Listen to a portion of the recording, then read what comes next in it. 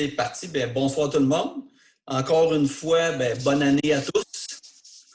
Malgré notre confinement et les mesures mises en place par le gouvernement, on réussit à bien s'en sortir. Également, je vais faire un... Je sais que je regarde ce côté-là, c'est parce que mon écran est ce côté-là, la caméra est sur l'autre côté. Dire un grand merci. Un merci un petit peu spécial à l'entreprise Tremblay-Laplante qui, après quelques discussions, avait promis au conseil de ville qu'il détruirait le bâtiment au coin de Notre-Dame et Saint-Antoine. Et je tiens à dire merci parce qu'il a respecté sa promesse, qui nous avait dit que fin 2020, début 2021, ça serait démoli. C'est fait. Et je pense que, comme élu, mais comme citoyen, on est tous très heureux. Ça fait du bien. On a vu beaucoup de choses sur les réseaux sociaux aussi. Juste pour vous dire, pour l'instant, il n'y a pas de projet. Ce qui est important de le dire, le projet qui était supposé être déposé est retardé. Et non, il ne faut pas s'en faire, il n'y aura pas de station-service. Je l'ai lu beaucoup sur les réseaux sociaux, on en voyait beaucoup. Je pense que c'est important de le dire. Le conseil de ville avait pris dans sa réglementation comme quoi qu'il peut y avoir aucune nouvelle station-service qui s'installe dans tout le périmètre urbain de la ville de Lavaltrie. C'était juste une petite... donc, on peut commencer. Ouverture de l'Assemblée. Point 2, adoption des procès-verbaux des séances des 7 et 17 décembre 2020. Donc, ça me prend un proposeur. Madame Charette, appuyée par M. Tremblay. Point 3, aménagement du territoire urbaniste. 3.1, c'est un dépôt. C'est le dépôt du procès-verbal du comité consultatif d'urbanisme du 5 janvier. 3.1.1, demande de dérogation mineure, 1745 rue du Parc. Madame Falker.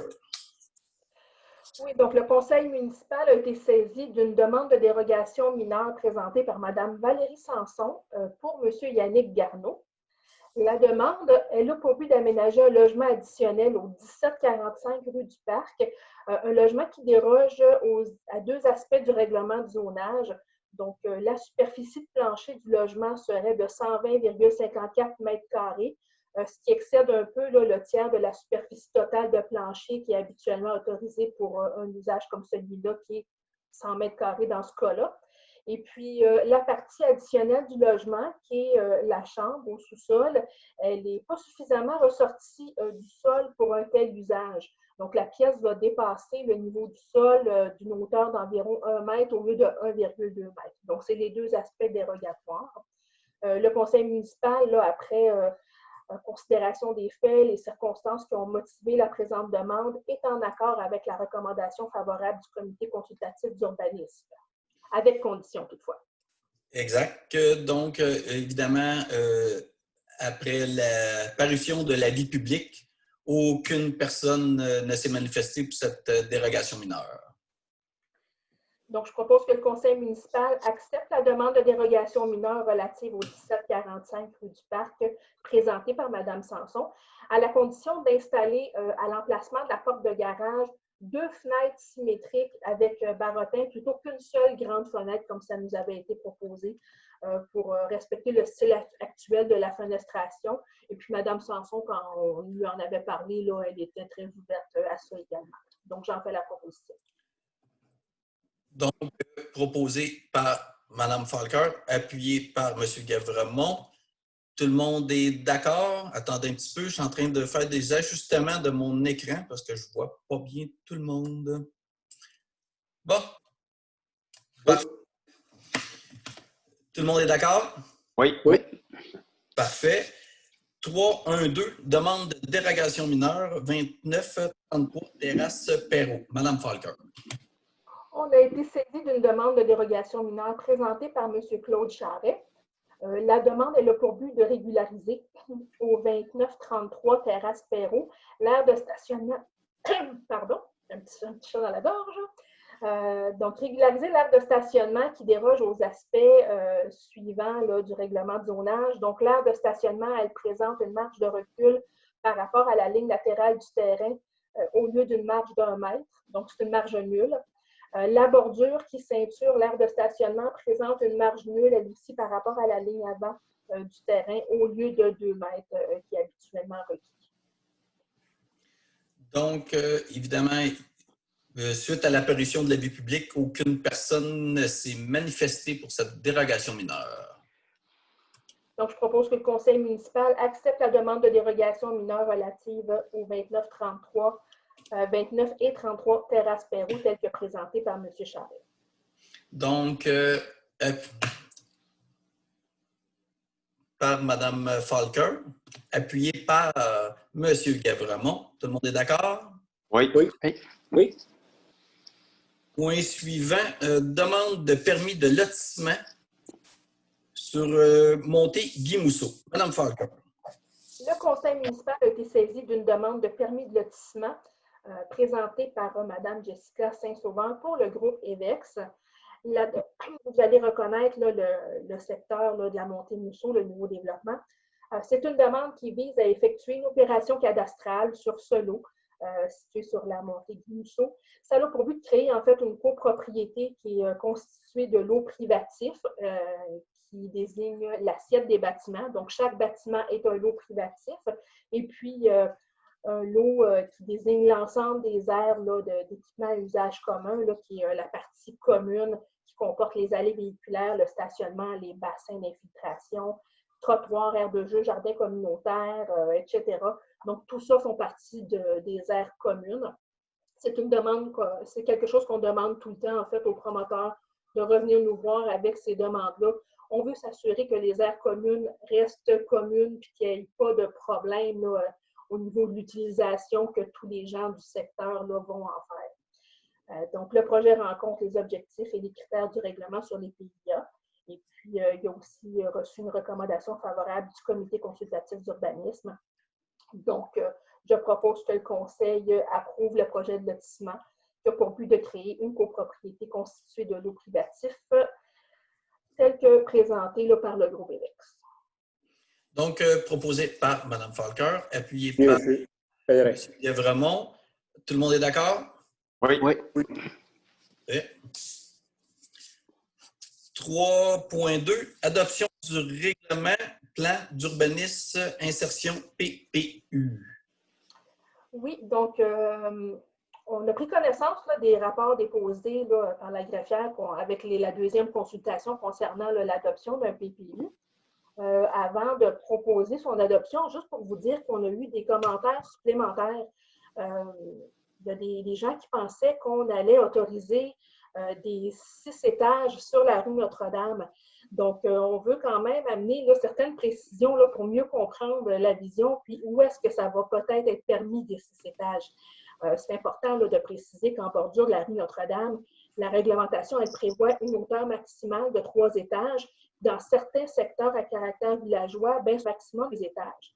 Donc, dans l'optique quand même de créer un milieu de vie animé puis dynamiser le centre-ville, le conseil municipal, dans son PPU, a quand même ciblé 2 sites à potentiel de densification. Ce sont les terrains qui bordent la terrasse Turnbull et puis la place du Phare là, quand on descend la rue sur le bord du fleuve. Donc, c'est uniquement sur ces sites-là qu'un édifice pourrait atteindre 6 étages. Sur la terrasse Turnbull, la hauteur maximale, elle est de 3 étages en bordure de la rue Notre-Dame. Puis, au-delà d'un 20 mètres de recul de la rue, l'immeuble peut atteindre 4 étages.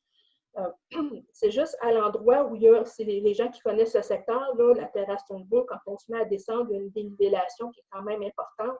C'est seulement dans cette dénivellation-là qu'il pourrait y avoir des 6 étages. Parce que le visuel de la rue Notre-Dame, il serait égal à 3 étages, même si on autorise 6 en arrière. Donc, dans ce secteur-là, ça pourrait être permis. Et puis, à la place du Phare, qui est encore là, il y a une très bonne dénivellation quand on descend. C'est un secteur où on pourrait, encore une fois, densifier. Puis, ça pourrait atteindre 6 étages. Encore là, on aurait une vue d'un 3 étages, comme de la rue Notre-Dame. Donc, mais encore là, comme je l'ai dit, ça pourrait atteindre. Tous ces projets-là particuliers Ils repassent toujours au comité consultatif d'urbanisme. Ils doivent respecter toute une quantité de critères avant d'être acceptés par le conseil municipal. Donc, ce n'est pas un go automatique, là. Donc, c'est important de venir le préciser là, pour pas que les gens soient inquiets là, que de retrouver des gratte-ciels longeant la rue Notre-Dame. Ça n'arrivera pas. Donc, dans cette optique-là, on était à l'adoption du règlement. Donc, je propose là, que le conseil municipal adopte le règlement numéro RRU 1-7-2020, intitulé Règlement modifiant le règlement sur le plan d'urbanisme, afin d'y intégrer un programme particulier d'urbanisme pour le secteur du centre-ville tel qu'on avait déposé. Donc, proposé par Mme Falker est très bien expliqué. C'était très clair, Mme Falker. On travaille avec des gens professionnels aussi qui nous aident beaucoup à faire des belles présentations. Oui, effectivement. Donc, et appuyé par M. Guévron? Tout le monde est d'accord? Oui. Toujours dans la même foulée, 3.3, adoption du règlement, zonage, concordance, PPU. Pour les 3 prochains items, vous comprendrez, ceux qui nous suivent régulièrement tous les mois, il faut venir faire la concordance avec nos différents règlements. Donc, on adopte un PPU. Pour le mettre en application, il faut qu'il soit concordant avec le zonage, avec les plans d'intégration architecturaux et puis avec les usages conditionnels. Donc, c'est nos 3 outils en urbanisme. En adoptant notre PPU, on doit venir adopter les modifications aussi pour ces 3 règlements-là, ce qu'on appelle des règlements de concordance. Donc, on va y aller avec le premier. Parfait. Donc, le premier qui est le zonage concordance. Au niveau du zonage concordance, exactement. Donc, je propose que le conseil municipal adopte le règlement numéro RRU 2-51-2020 intitulé Règlement modifiant le règlement de zonage afin d'assurer la concordance avec le plan d'urbanisme modifié suite à l'adoption d'un programme particulier d'urbanisme pour le centre-ville. Donc, proposé par Mme Falker, appuyé par Guévremont. Tout le monde est d'accord? Oui. 3.4 dans la même chose, adoption du règlement, usage conditionnel, concordance, PPU. Mme Falker. Exactement. Dans ce cas-ci, on parle du règlement relatif aux usages conditionnels. Donc, je propose que le conseil municipal adopte le règlement modifiant le règlement relatif aux usages conditionnels afin d'assurer la concordance avec le PPI. Parfait. Donc, proposé par Mme Falker, appuyé par M. Guévremont. 3.5, adoption du règlement, toujours dans la même veine, sauf que là, c'est le PIIA, concordance PPU. Madame. Exactement. Donc, c'est celui-là qui concerne les plans d'implantation et d'intégration architecturale.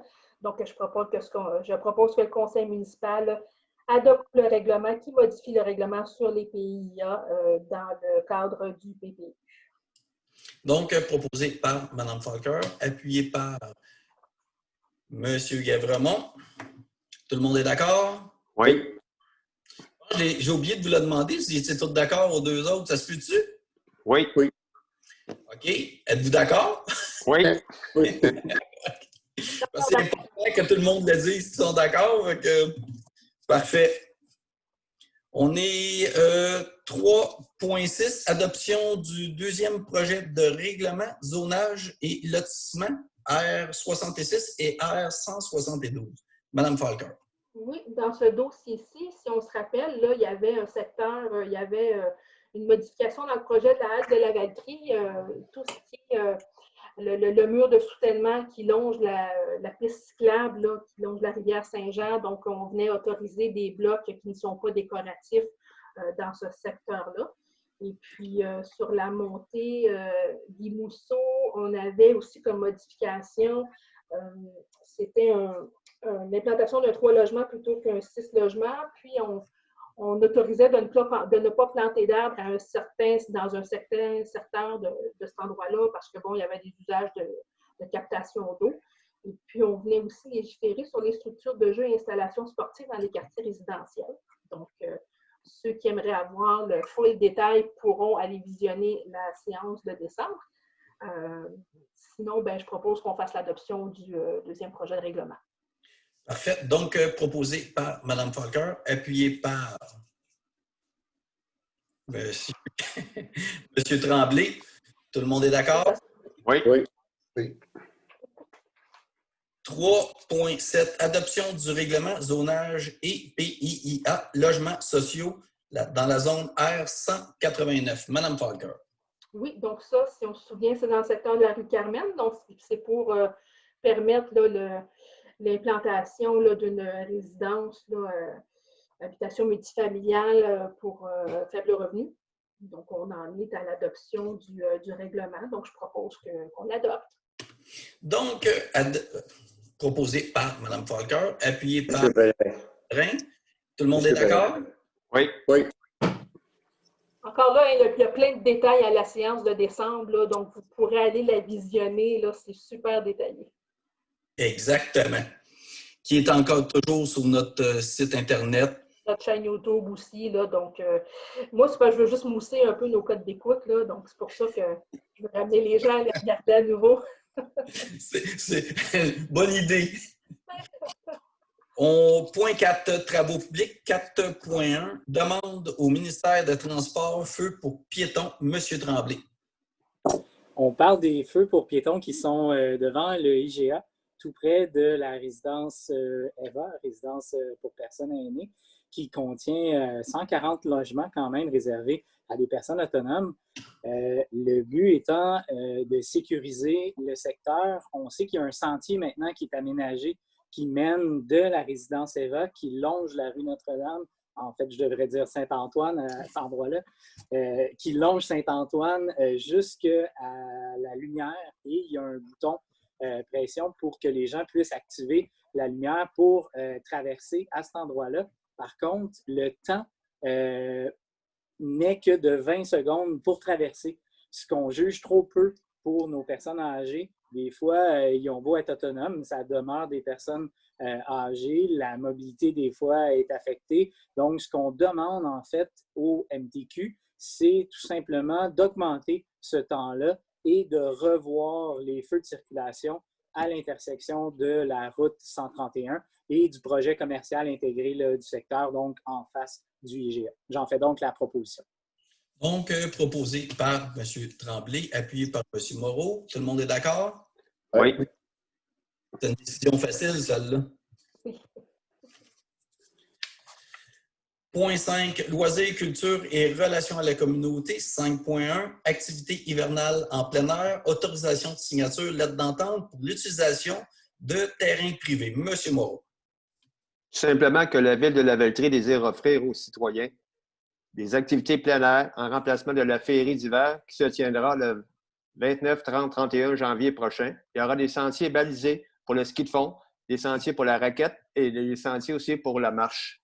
Donc, le conseil municipal autorise Mme Josée Perrault, chef de division loisirs et soutien à la communauté, à signer pour et au nom de la Ville de Lavaltrie une lettre d'entente avec les propriétaires tenants situés à l'arrière du 275 Notre-Dame pour la tenue d'activités hiver 2021. Donc, j'en fais la proposition. Donc, proposé par M. Tremblay, appuyé par Mme Charette. M. Moreau. M. Moreau. Proposé par M. Moreau. Par M. Moreau, appuyé par Mme Charette. Bien, merci. Point 6, c'est administration. Tout le monde est d'accord? On est tous d'accord.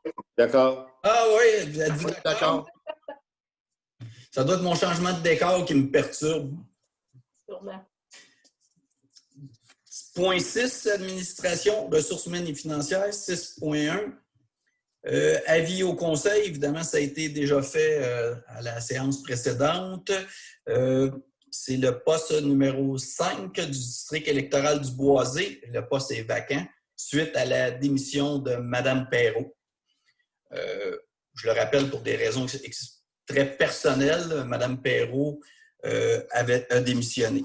Ça, c'est juste un avis. Il n'y a pas de résolution à passer de toute façon. Hein? Non, c'est juste un dépôt, M. Blais. Parfait. 6.2, modification de la résolution, affectation des responsabilités.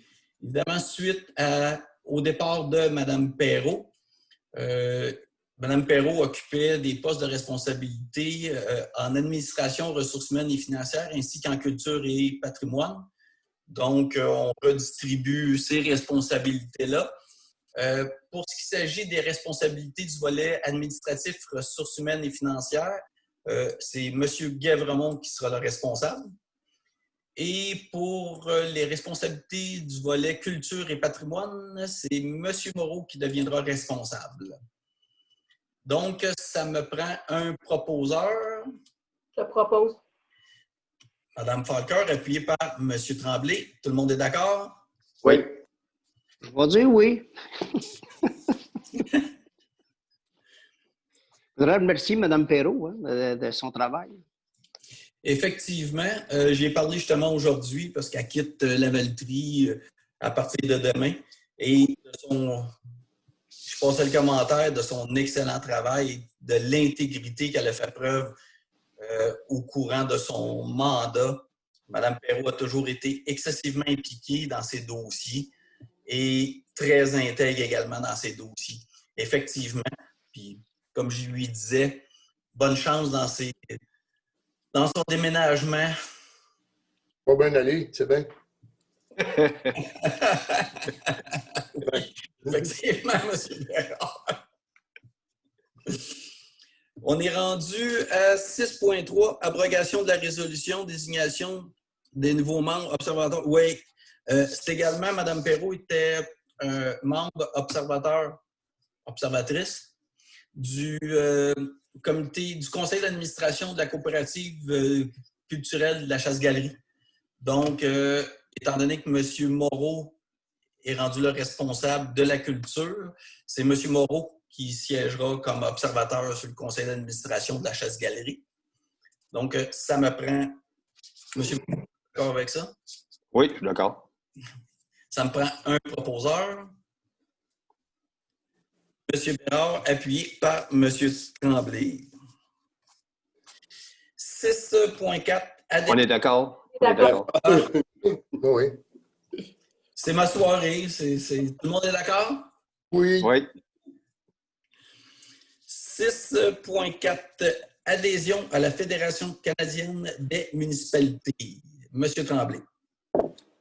Ça fait plusieurs discussions, en fait, à la ville qu'on a sur la Fédération canadienne des municipalités. On sait qu'il y a maintenant un comité consultatif en environnement. La Fédération canadienne des municipalités est très impliquée dans la gestion du programme vert et de tous ces programmes de subvention. Fait qu'on pense qu'en adhérant à la FCM, Fédération canadienne des municipalités, on va pouvoir mettre la main sur ces programmes de subvention-là et honnêtement être mieux appuyé dans toutes nos démarches là, qui s'en viennent au niveau du comité consultatif en environnement et en lien aussi avec la planification stratégique qu'on s'est donnée il y a déjà quelques années.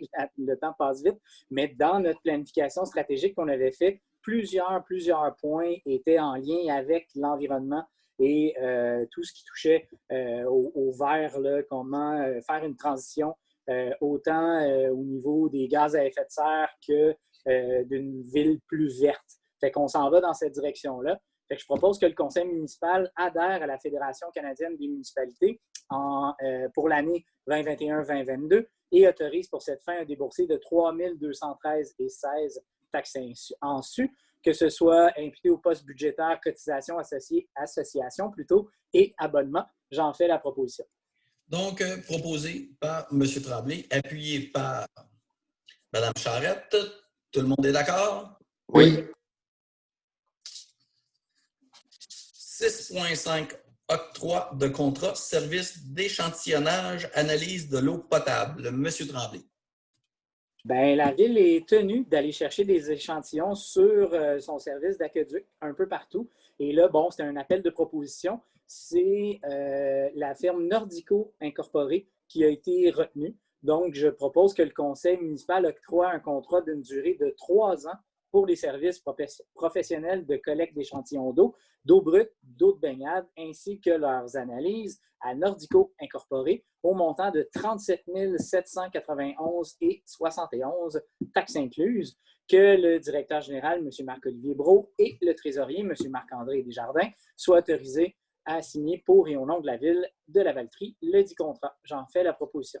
Donc, proposé par M. Tremblay, appuyé par Appuyé. Mme Charette. Tout le monde est d'accord? Oui. Oui. 6.7. J'ai de la misère à le dire, là. 6.6. Adoption du règlement entente travaux municipaux. Monsieur Tremblay. Je vais suivre la ligne directrice de Mme Falker puis dire que cette explication-là a été faite lors de la dernière séance où je présentais le projet. C'est tout simplement fort simple. C'est pour les travaux municipaux, en fait, c'est pour prendre une entente particulière, notamment en lien avec l'éclairage dans certains secteurs. Donc, comme la Ville voulait éclairer des secteurs au complet, c'est pour prendre des ententes avec les entrepreneurs.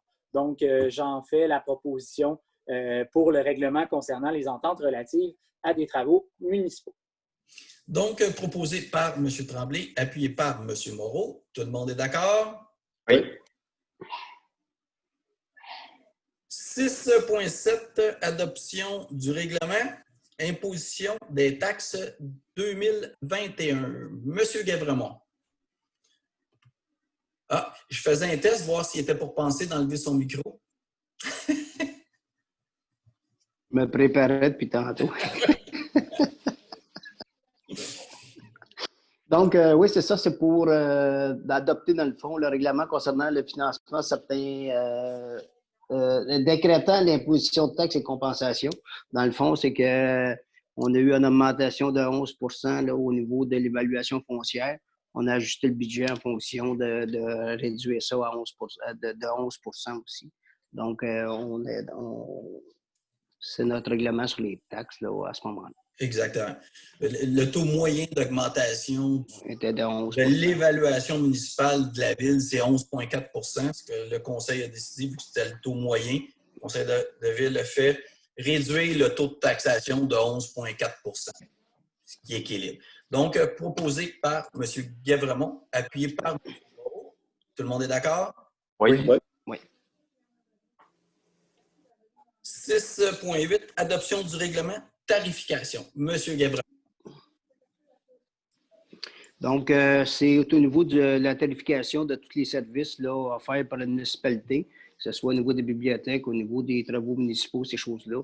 Donc, c'est un tarif qui est au même niveau que ceux de l'année passée, à ce moment-là. Exactement. Aucune augmentation. Donc, proposé aucune augmentation. Guévremont, appuyé par M. O.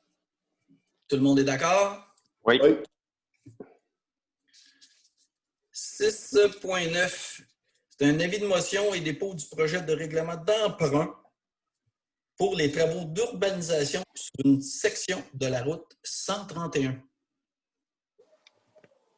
Ça, c'est une excellente nouvelle. En fait, là, il est grand temps qu'on arrive là. Je vous dirais que c'est ça. Ça a testé la patience de tout le monde là, après moult tergiversations, attentes, points de contrôle, discussions, retour de plan, retour de commentaires. Bref, on est rendu enfin à un règlement ou un dépôt de projet là, pour un règlement d'emprunt. C'est pour l'urbanisation de la route 131 de la rue Jolibourg à rang du Golfe, dans le fond, jusqu'au rang du Golfe ou Saint-Jean-Nord, c'est selon, on est proche. Donc, c'est pour toute l'urbanisation, ça inclut les 3 services. Donc, on parle d'aqueduc, du sanitaire, du pluvial. Ça inclut des trottoirs, ça inclut de l'éclairage, ça inclut des bandes cyclables, ça inclut des feux de circulation à Jolibourg, ça inclut des feux de circulation à la Caisse Pop. On revoit le feu de circulation dont j'ai parlé tantôt, là, celui en face du IGA, et on en implante un aussi au rang Saint-Jean, là, coin, mettons, AEW, les 2 stations de service. Dernier, là, feu de circulation, si je vais du sud vers le nord. Ça inclut aussi l'achat d'un terrain pour un bassin de rétention, parce que c'est maintenant une nouvelle norme. Tout nouveau projet là, se doit avoir un bassin de rétention pour décanter les eaux avant de les renvoyer vers la rivière Saint-Jean. Je ne pense pas oublier grand-chose, sauf peut-être dire que c'est un projet qui tient à cœur à tout le monde. On sait que ce secteur-là est dangereux. On a fait les efforts là, et on ne lâche pas le ministère. Là, on est au dernier point de contrôle, ce qui va nous amener à aller de l'avant avec, on espère, là, des travaux dans les plus brefs délais. Fait que c'est les dernières étapes qui vont nous permettre d'aller de l'avant dans ce beau projet-là. Donc, je pense avoir fait le tour, sauf pour dire un montant de 12 890 400. Au niveau du financement, quand même, c'est un chiffre qui fait peur un peu. Par contre, on est en négociation et ces négociations-là sont fort avancées pour qu'une partie de ces fonds-là soit absorbée par le MTQ. Ça va bon train. Et il y a un partage aussi à l'ensemble et au secteur là, qui va avoir lieu dans le règlement d'emprunt comme tel. Donc, j'en fais la proposition. Nous, je dépose. C'est un avis de motion. Un avis de motion. L'avis de motion. Donc, c'est l'avis de motion pour que le mois prochain, on puisse adopter le règlement d'emprunt. Puis effectivement, juste rajouter, puis M. Tremblay l'a très bien expliqué, puis je pense qu'ici, tout le conseil de ville est présent, c'est notre priorité. C'est le projet prioritaire qu'on a à Lavaltrie pour sécuriser en plus, oui, piste cyclable, trottoir, mais pour sécuriser l'endroit, que les gens puissent enfin se rendre sécuritairement à pied dans ces commerces. Merci, M. Tremblay, pour l'avis de motion. 6.10, un autre avis de motion et dépôt du projet de règlement d'emprunt des dépenses en immobilisation. M. Guévremont. Oui, donc Jocelyn Guévremont, conseiller de cette municipalité, donne un avis de motion qu'à une prochaine séance sera soumis pour adoption un règlement décrétant des dépenses en immobilisation et un emprunt de 2 813 432 $. Donc, ces argents-là sont répartis dans 3 secteurs. Le premier, c'est tout ce qui est l'aménagement des parcs et de places publiques à Lavaltrie. Le deuxième secteur, c'est la mise aux normes et réfection des bâtiments municipaux. On a besoin de se mettre à jour. Et le troisième secteur, c'est des travaux de pavage, d'installation de glissières de sécurité et d'aménagement de bordures et de trottoirs. Donc, ces argents-là, le 2 813 000 est réparti dans ces 3 projets. Donc, c'est un avis de motion donné par M. Guévremont. Oui, c'est un avis de motion. Exact. 6.11, autorisation de dépenses et dépôt du rapport budgétaire. C'est tout simplement un défaut. Tout le monde a reçu copie. 6.12, autorisation de paiement, compte à payer du mois. M. Guévremont. Ben oui, c'est mon premier mandat officiel concernant cette nouvelle tâche. Donc, quand le conseil municipal autorise le paiement des déboursés du 11 janvier 2021, incluant les dépenses du fonds d'administration et les dépenses en immobilisation, le tout pour une somme de 264 217,08 selon le rapport déposé par le service de trésorerie en date du 11 janvier 2021. Donc, j'en fais la proposition. Donc, proposé par M. Guévremont, appuyé par M. Moreau. Tout le monde est d'accord? Oui. Oui.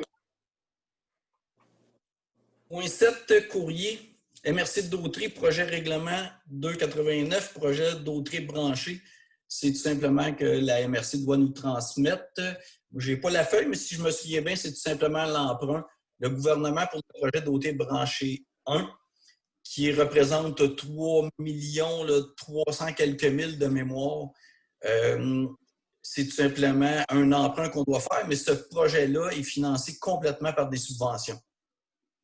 Mais la MRC, de par la loi, se voit dans l'obligation de quand même emprunter le montant. Ce qu'il faut comprendre, c'est que même si l'emprunt est fait, la MRC, s'il ne touche pas à cet argent-là dû que le gouvernement débourse, on n'y touche pas, la MRC ne paye pas, il n'y a aucun paiement qui se fait. L'autre, c'est également l'adoption du règlement fibre optique du projet Dautré branché 1 dans la même optique. Ce qui est important de dire, c'est qu'il y a aussi un projet, celui-là, c'est pas là, mais je pense que c'est important de le dire. Il y a le projet Dautré branché 2 qui est déjà commencé. Dans ce projet Dautré branché 2-là, la majorité des résidences de Lavaltrie en ce moment qui ne sont pas desservies seront desservies par le projet de fibre optique Dautré branché 2. Évidemment, il y a des délais qui sont quand même assez longs dans un projet d'infrastructure comme ça, mais si on va arriver au bout, il faut partir. Donc, ça, c'est une bonne nouvelle pour les gens qui sont non desservis à la Valtrie. On est rendu au point 8, période de questions. Si on n'a eu aucune question, mais si jamais il y a un élu qui a un commentaire ou une question, libre à vous.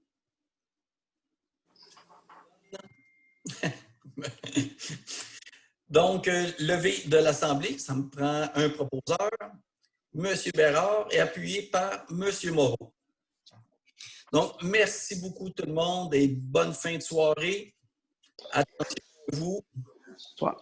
On respecte les consignes. Oui, rentrez chez vous avant 8 heures. Si on veut s'en sortir, là. Oui. Hein? Il le faut.